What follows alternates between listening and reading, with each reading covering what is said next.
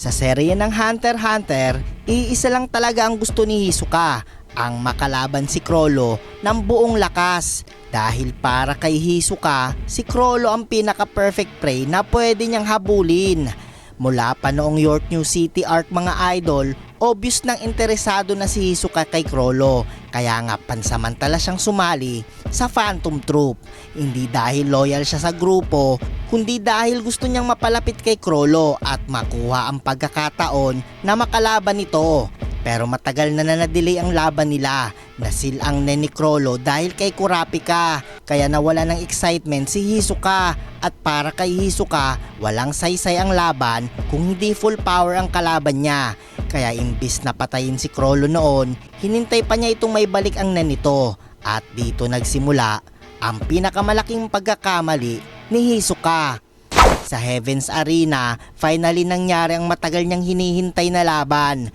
Pero imbis na fair fight mga idol, parang matagal nang pinaghanda ni Chrollo ang bawat galaw. Gumamit siya ng napakaraming strategy, abilities at distractions para kontrolin ang buong laban. At sa unang pagkakataon sa series, talagang natalo si Hisoka.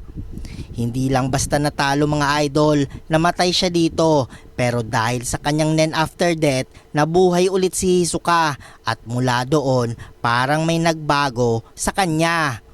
Dahil thrill lang ang habol niya, ngayon parang naging personal na ito. Hindi na niya gustong makipaglaro. Gusto na niyang ubusin ang Spider. At nakita na natin iyon nang brutal niyang pinatay sina Shalnark at Cortopi pagkatapos ng laban. Ang malaking tanong ngayon, dediretsuhin ba agad ni Hisoka si Chrollo sa final arc o iisa-isahin muna niya ang buong Phantom Troop? Posible kasing alam ni Hisoka na mahirap labanan si Chrollo kapag kumpleto ang suporta ng Spider. Sa unang laban pa lang, nakita na nating advantage ni Chrollo ang preparation at tulong ng ibang members. Kaya baka ngayon, ang tunay na plano ni Hisoka ay tanggalin muna isa-isa ang mga paa ng gagamba bago niya putulin ang ulo nito. At kapag nangyari iyon, posibleng tuluyang mabago ang Phantom Troop dahil kahit malakas ang members, si Chrollo pa rin ang sentro ng grupo. Siya ang dahilan kung bakit buo pa rin ang Spider matapos ang napakaraming taon. Kapag nawala si Chrollo, posibleng magkawatak-watak ang Phantom Troop at mawala ng direksyon ang ibang members. O tuluyang magwala sina Phaeton at Pinks para gumanti kay Hisoka. Pero mas nakakatakot ang isang possibility mga idol. Paano kung gusto talaga ni Togashi na matapos ang Phantom Troop sa kamay mismo ni Hisoka?